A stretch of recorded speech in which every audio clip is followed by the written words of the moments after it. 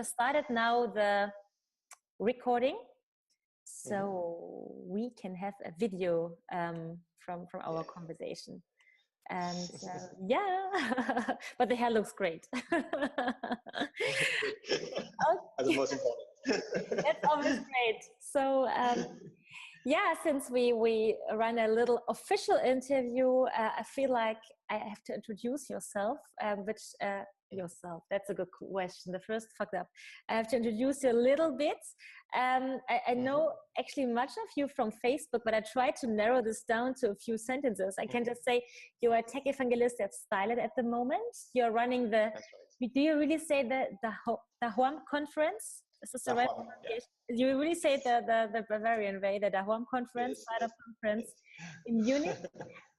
You worked in so many different startups before, and at the moment you do much mentoring at the TU Munich, much supporting other startups to build up. And I think the startup you worked the longest as CTO and co-founder, this was Seismic? Yes, that's right. Yeah. Good, this is what I found out officially. But my first question is, it's actually, I don't need a long answer. The first question would be if you would introduce yourself in just three texts, not more. Just what would the three texts be?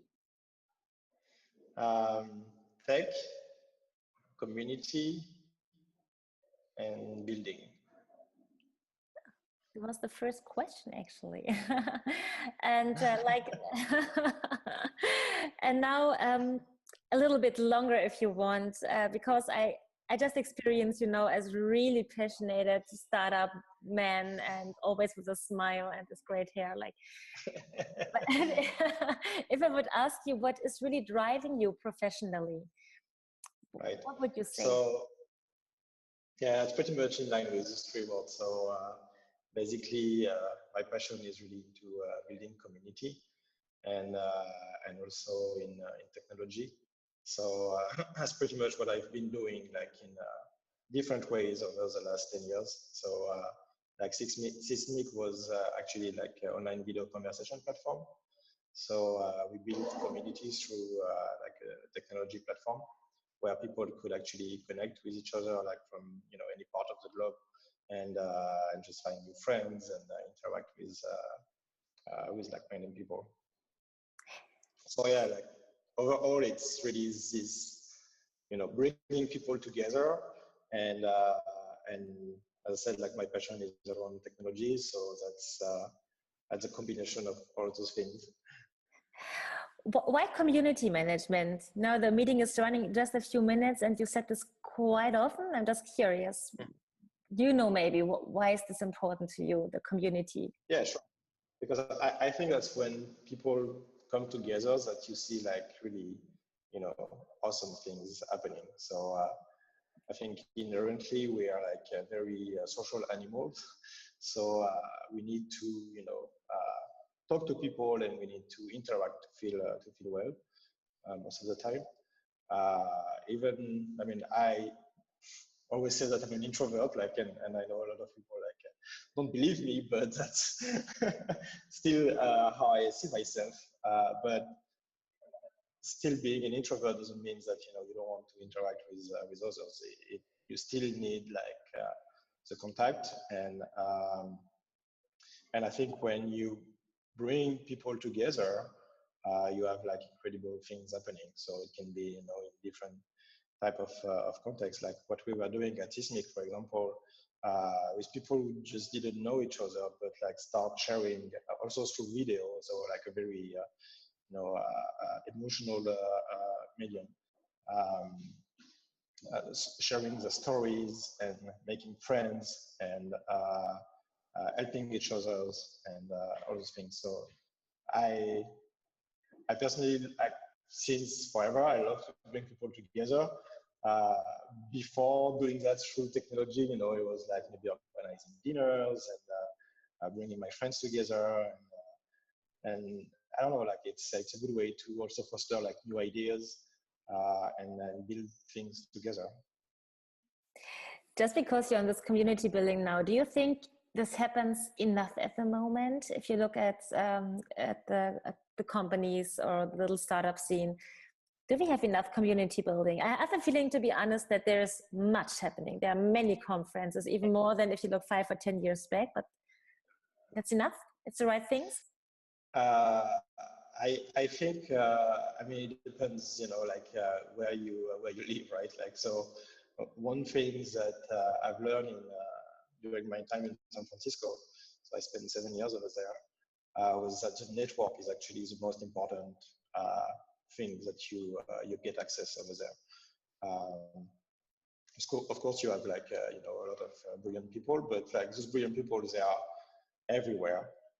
What you don't necessarily find in other places that try to replicate like Silicon Valley model without really understanding it is this notion of, you know, helping each other, paying it forward, and this really insane density of the network. So people meet and connect you to someone else, and this brings a lot of value. So I like to say that, you know, there's different component in like a network.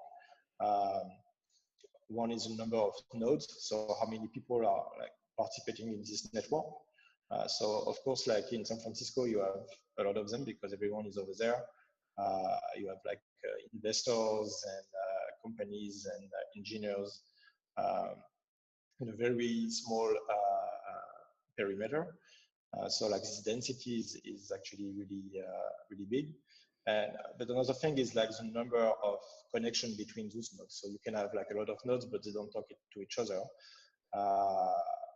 Munich is actually a good example of that, where there's a lot of room for improvement.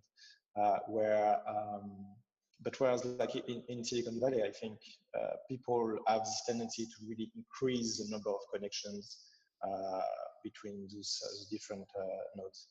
And so, you know, we have, like when I moved from Paris to Silicon Valley, of course, like, I was also mingling with a lot of French people over there, and like we kind of had this saying that in France, people will tell you like the 10 reasons for which your startup is not going to succeed, and in Silicon Valley, they will actually connect you to the 10 right people to make it happen.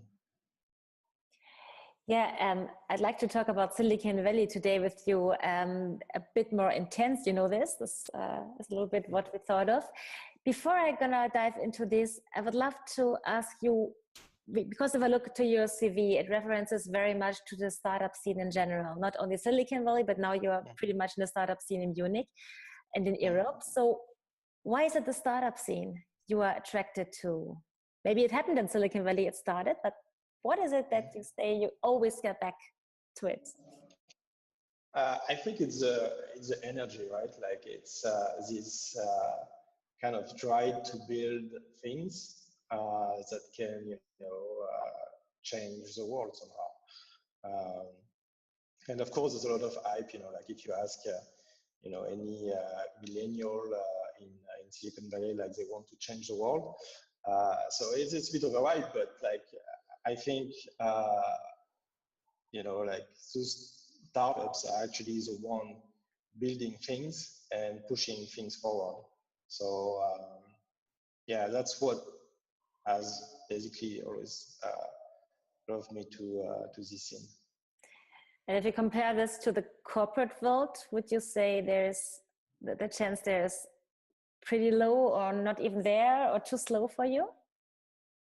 Yeah, exactly. I mean, first, I've never really worked for a corporate, so it's hard to, you know. But like from what I hear, it's much harder to move things around when you work at a corporate, because it's like more layers of management and hierarchies. And I mean, there are some companies which, you know, are still doing good. Like if you look at Netflix, Amazon,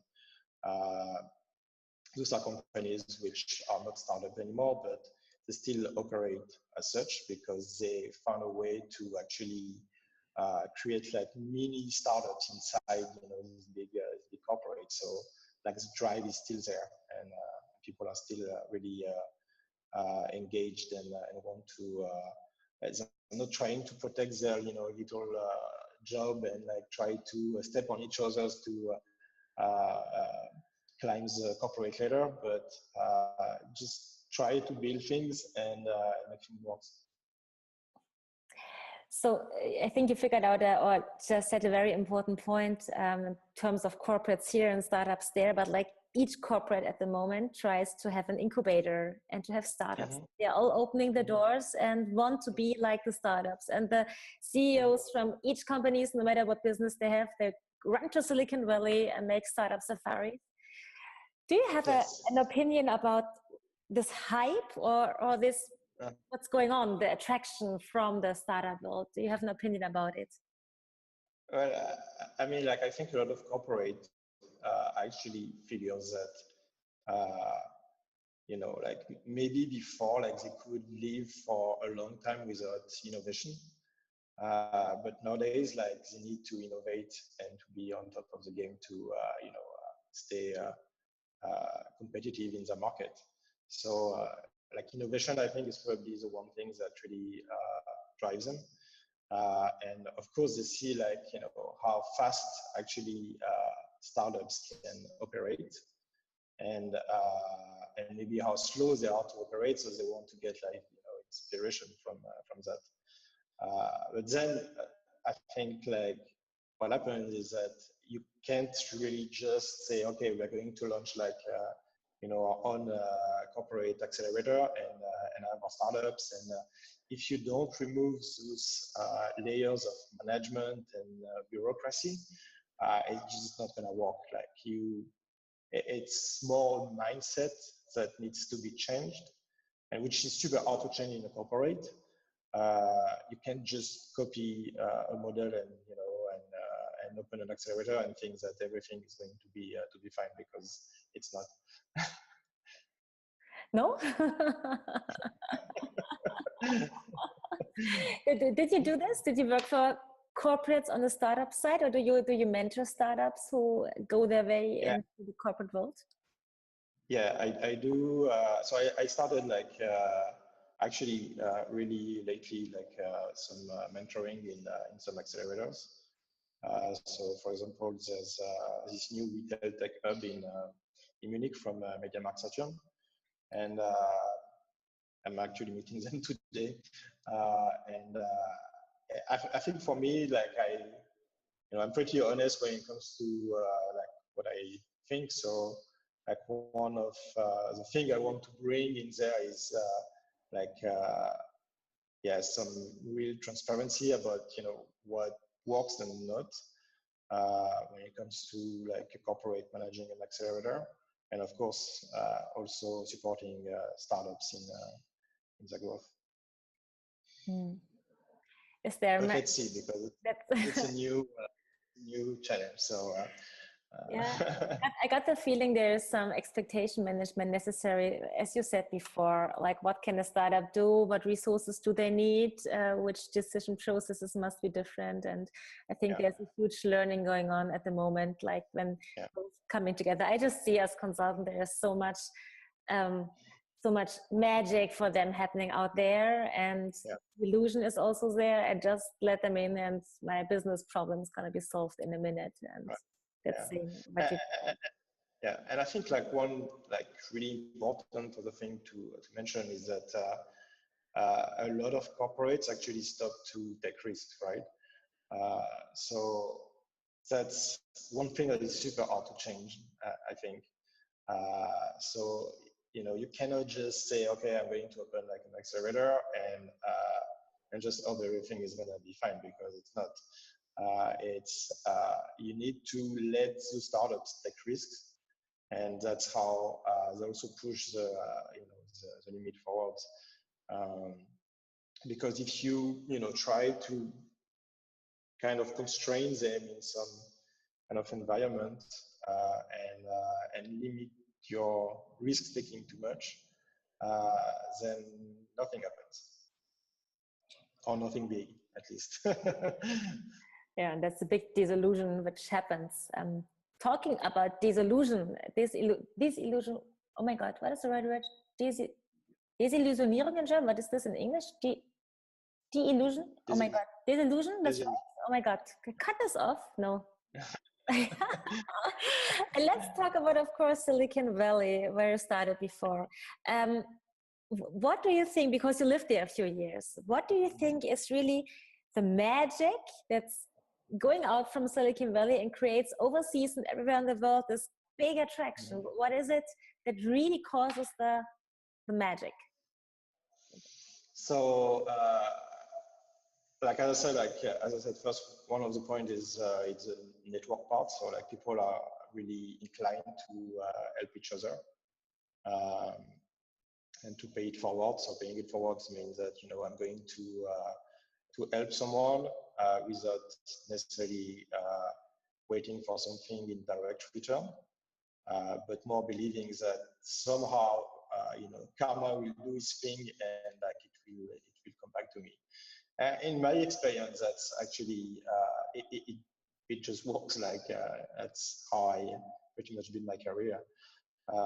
So that's one thing, and another thing is to have like a bolder vision and take more risk. So like that's also why you see like companies, you know, raising like insane amount of money, and investors willing to put this money into the hands of like 20-somethings, because they have this vision and this drive to execute it. And yes, the risk is really high, but you know, if it works, the return can be also very high, and that you might not have to the same extent in Germany or in Europe in general. Like it's a bit more conservative. People want to take risks, but not too much. Yeah, that's one thing. So for example, like if you look at the investor scene, it's really telling, because like investors, I think in Silicon Valley will give you money on a big, bold vision, which also means that, you know, the risks they take is probably much higher.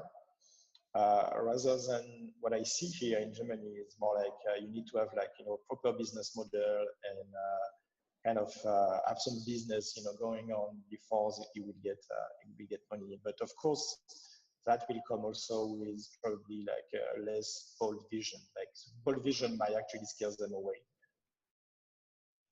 Yeah, that's all the words you just said. That's what actually all the CEOs here want to have: this vision, the quick execution, getting things done, getting stuff done. And I think there's some magic in there, but I say magic with a certain aim, of course, because as you said before, no startup can just do magic. They need resources and no constraints.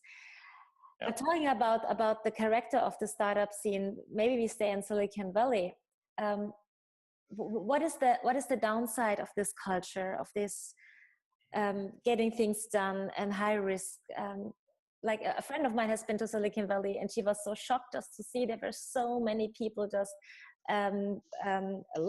laying outside the streets, really poor people on drugs. I don't say that there were startup people before, but she says there is such a big negativity as well at this place, and she was really shocked about it. So because it's just a huge difference. So okay, what's my question? Are there downsides, and what is the downside of Silicon Valley? Yeah, I mean, like you can even look at it in a larger way. I think you know, the capitalistic model of the United States has its limits, and Silicon Valley is kind of, you know, pushing that to the extreme, where you have like extremely wealthy people or companies right next to you know, hundreds of homeless people on the street. And the thing is, in San Francisco, particularly, this gap is increasing a lot, because you have basically the tech people and the non-tech people, and the tech people, you know, can afford like a pretty good living, I would say. The non-tech people just cannot afford the living in San Francisco or in Silicon Valley in general. I think like in Mountain View, like the average family revenue is like around 250K per year. So that put things in perspective. If you have like a normal job where you earn like your 30, 40K, it just cannot afford a living. So you have people actually with jobs but who are homeless or like sleeping, you know, on buses and but they do have jobs, like they are not, not doing anything all day long. And of course, then you have this other phenomenon where like people maybe they got into a work accident, or like they lose family relative, and like suddenly they're on the street, and there's just no safety net for them. So and that again is extremely capitalistic system, like thinking just for yourself and not about the fact that maybe if you contribute to your ecosystem, then it creates like a better ecosystem for everyone. It's not really like that. So that's something that is a bit disturbing, because at some point you see like a lot of entrepreneurs just solving their own little problems. Like, yeah, I don't have enough time to do laundry, so I'm just going to create like a company where with an app I can have my laundry delivered in a few hours. But at the same time, nobody really tackle the homelessness problem, and it creates just a bad environment for everyone, in my opinion. So how would you describe, because you worked a few years there in the startup scene, how would you describe I don't know if it's a culture or the atmosphere or the general being in the startup scene, where it's a big gap for poor and rich people, but being there, working there, going there every day to do your job? Do you have any pictures, images, ideas for us? I mean, you kind of live in a bubble, right? Like you live in a world where like everyone has an iPhone last generation, and moves with Uber, and order his grocery shopping on Google Express or Prime Now, and it's a bit kind of a dystopia somehow. And I think this is increasing more and more during the last few years, from what I've heard, where you have like actually like autonomous driving cars like running on the street, but like passing by neighborhoods where you have like people shooting heroin on the street. So you have like this crazy contrast, and like most people in the tech industries, they just really live in their own little bubble. And I did too, like, because it's more comfortable to do that than really facing, the reality. But that brings some distortion to, like, your idea of the world, basically. And yeah, so that's definitely one thing. So another thing is that it's an extremely competitive environment. So of course, as I said, like, people help each other, but like there's also a lot of competition going on. It's just like, thousands of companies popping up every year, and so the competition is incredibly hard between all those founders, and it brings a lot of pressure, I think. Like, to give you an example, like when you so we at Sysmic, like I left after 4 years, and then we sold the company. And like, but the thing is, like, as soon as you leave a company, you're expected to build a new one. Like, if you just say, like I did, for example, I'm taking some time off and going to be not doing anything for like a few months or a year, people just look at you like you're insane, because there's this constant need to do something, and people, I mean, like, it's a big gap between Silicon Valley and Europe, in my opinion, where people just live for their work in Silicon Valley. Like, there's nothing else beside, your startup. And of course, you need to put a lot of energy in a startup to make it work. But I think if you forget, other things like your friends and family and social life in general, it doesn't really do any good on the long run. And this is, like, coming back to this culture of like this really high competition. People also are very proud to sleep, 4 hours per night. And I did that too as well. And I I can say that it's really not good on the long run either, because then of course sometimes you need to pull some energy and go on and build something in a short time. But like if you do that for years and years, then it creates like a lot of other syndromes like depression and bad health and all this kind of things. So like this is a fair amount of people actually with depression in Silicon Valley, and of course it's a taboo thing. Nobody really talks about it unless someone is suddenly like committing suicide, and everyone is like, oh my god, like I had no idea that this person was in such distress. But things then go on, and like people still continue to do it, and it's not. I don't know. There's something not so healthy about it. Yeah.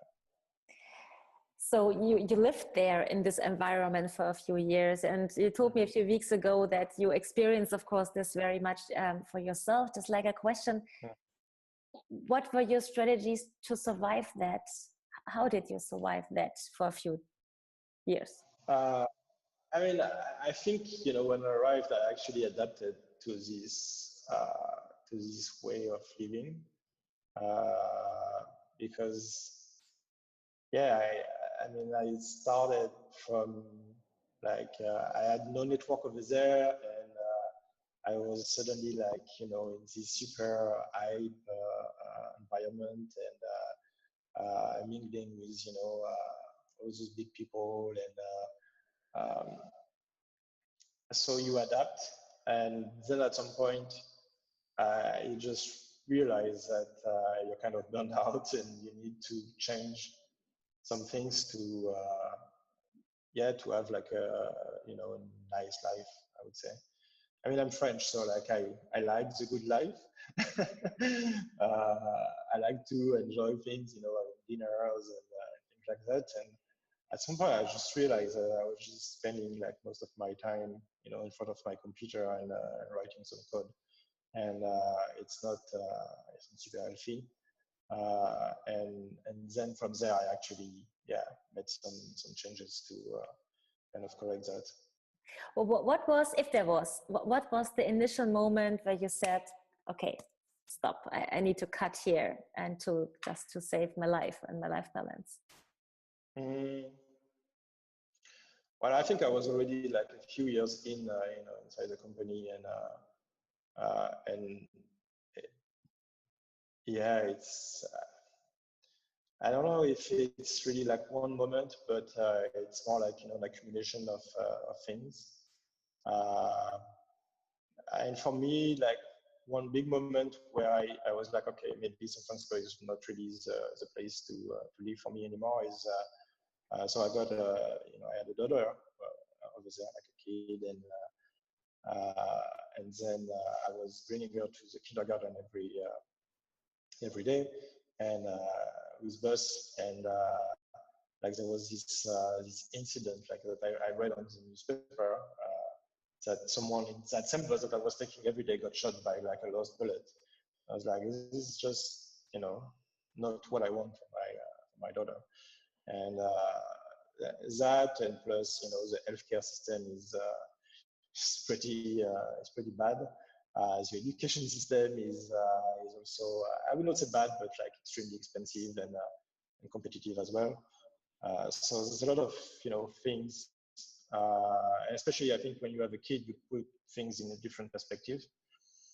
So I think I started before having a kid to realize that my health was not really good, and that I don't know, I didn't really enjoyed it, as like when I started, and then when you have a kid, of course you put things in a different perspective, and you see like the shortcomings of those different things.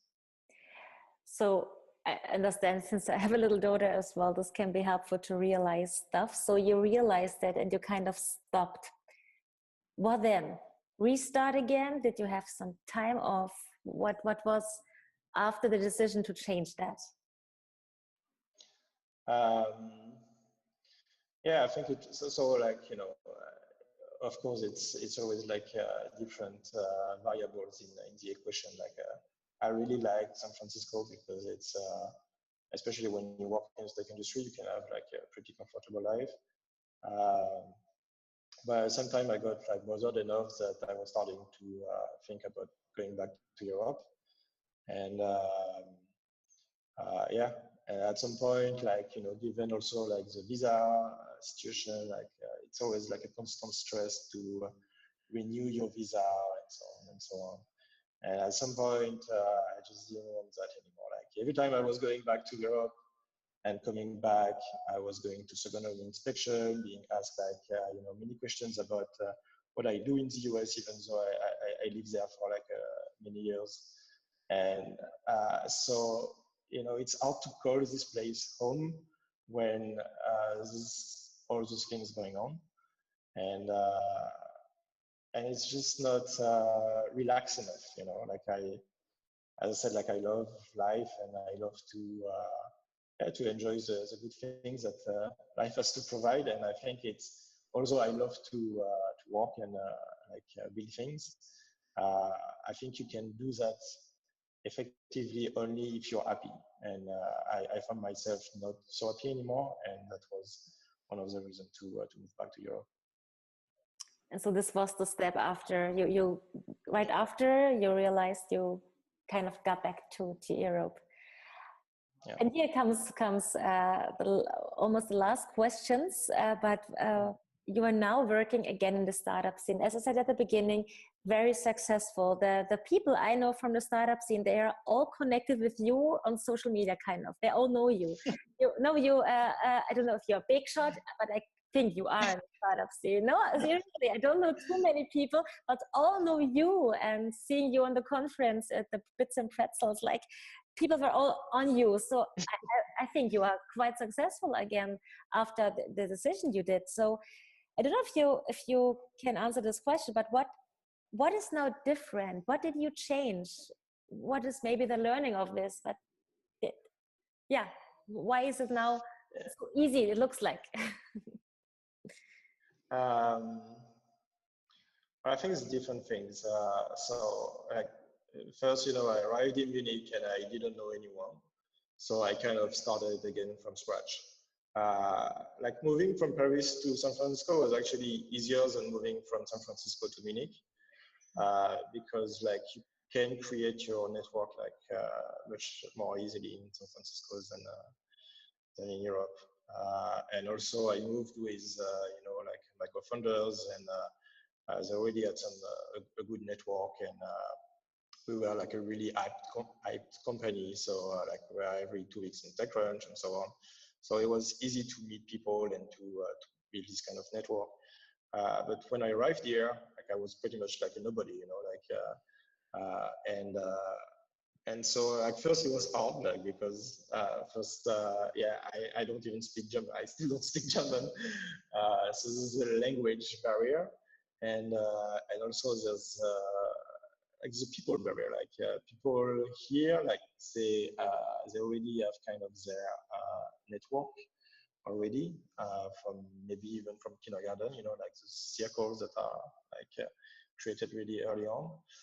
And so, I arrived there. I was like, okay, what did I do here? So I had really no idea what to do. Like I could, I had a few interviews with Rocket Internet to join as a CTO, but like one of their startups, but it didn't feel like really right to me. And then I was looking at different positions, but like a lot of them actually require German. So I just took some time. Like I took more than a year, I think, to kind of, build some kind of network and start to know people. And I was hoping that from there, like, things will develop. So really trusting that the flow will go on. And so yeah, I started to organize like some meetups.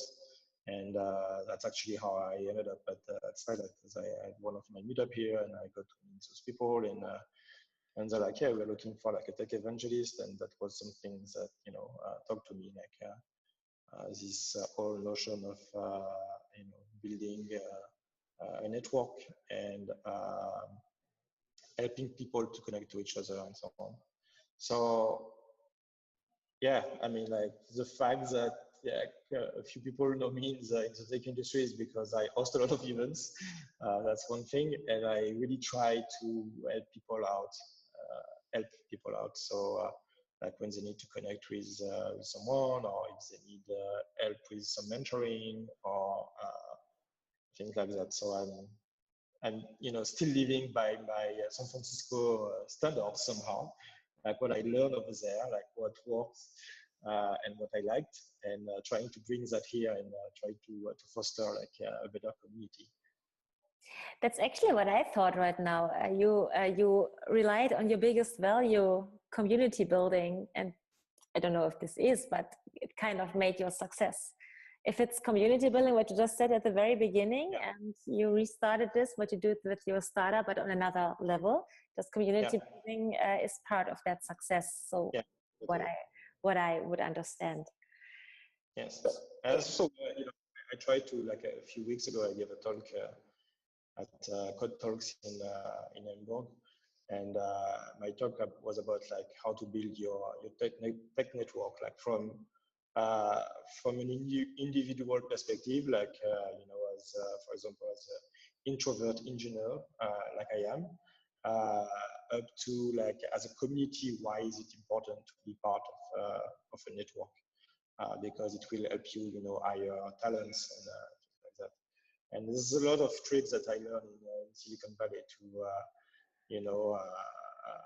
kind of get out there and like meet people and like there's really a lot of things that Americans, do better than German, like small talks and really this ability to, speak in public and kind of get out of your comfort zone. I think it's one of the big learning. And that is almost the question I want to ask you now. Like, why are you grateful for this time, these 7 years or something you spent there? So Well, so many things. I mean, all the connections I made over there, like the things I learned, like, and as a first time, pretty much first time founder, I learned like a lot of things on the go and a lot of failures and a lot of things I could have done better. And those things just make you grow, I think. And also learning how people interact differently, kind of learning from different mindsets. I think all those things help me grow and kind of become who I am. Which is not too bad, as I heard from your life. Well, maybe to close this very, very interesting interview with a last question. You're mentoring many startups. Mm-hmm. And I have the feeling there's a bit of disillusion going on as well. There are many articles published why the startup scene is very difficult or not that easy, cool. It's not about only jogging and eating fresh food each day. Mm-hmm. If you have an advice, a recommendation, or just a thought for people who just start a startup, go into this area, what would this be? Oh, wow, that's a big question. I mean, honestly, I think one big one is to help each other. That what always worked for me. And to think, really to take risk and have like a bolder vision. I think that's important, and really get out of your comfort zone. It's not easy, but I think if you want to build great things and build like a great company, you need to, move fast, break things, and not aim for the perfect, product, but really try to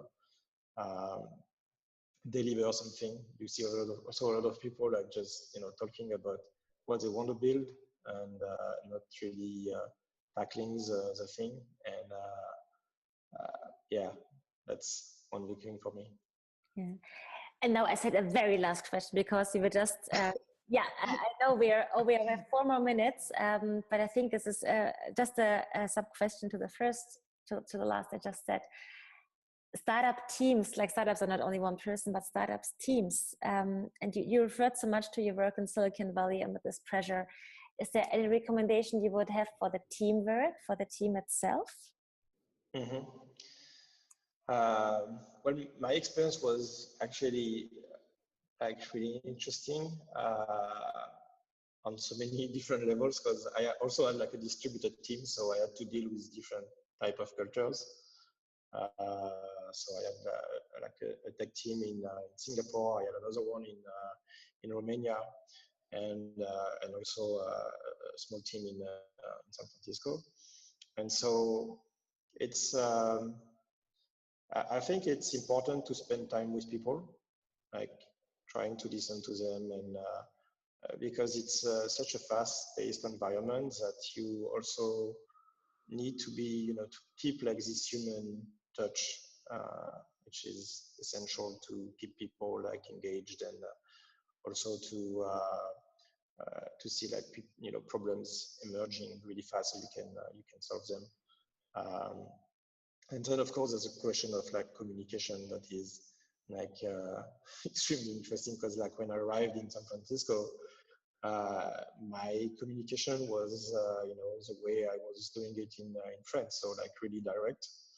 And I learned really fast that that's not the way it should be done in the US in general, I think, where like you when you want to tell someone that they've not done like such a great work, like you're not just going to say it like that. Like you're going to say, yeah, it's good, it's great, but maybe have you thought about doing this?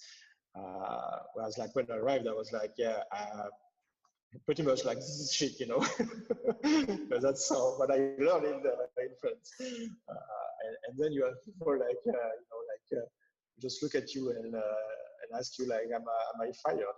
No, you're not. But just like, yeah.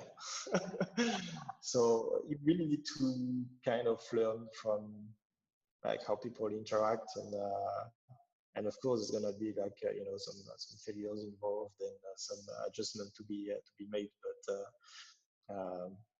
like basically when I arrived, like people were finding me rude, and I don't think I'm really rude, but it's just like a communication protocol basically that I didn't really respect. So we figure out at the end of this talk, there are still humans working even in startups. Yes. Not robots yet. Yes. No, but I think it's really important to, like have of course it's always easy to say that to have a good culture, but I think just be human with people you work with. Like one good example of that is like the office we had in Romania. It was our employees, so it was not an outsourcing company at all. And like all those guys were like friends, and we put actually a lot of emphasis on like hiring friends, because it's kind of a family, and you need this good spirit to push through. Because if people start to pursue their own little agendas, like you see in corporates, it just doesn't work in a startup environment, because it's just too much friction, and you can't really push forward to get things done. Okay, thank you, Johann, for a very interesting hour. It's 12 o'clock here at least. So this was Johann Romefort for We Fucked Up, and I thank you so much for your honesty, for this interesting thoughts, and wish you, of course, all the best for your jobs respectively. And yeah, thank you so much. Thank you. Okay.